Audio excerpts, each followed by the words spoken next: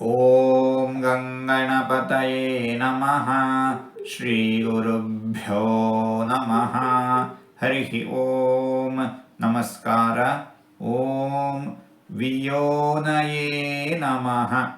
ಭಗವಂತ ಬ್ರಹ್ಮಾದಿಗಳನ್ನು ಸೃಷ್ಟಿಸಿದ್ದಾನೆ, ವಿಶ್ವವನ್ನು ಸೃಷ್ಟಿಸಿದ್ದಾನೆ ಭಗವಂತ. ಸಕಲ ಜೀವಿಗಳನ್ನು ಸೃಷ್ಟಿಸಿದವನು ಭಗವಂತ. ಸರ್ವವನ್ನು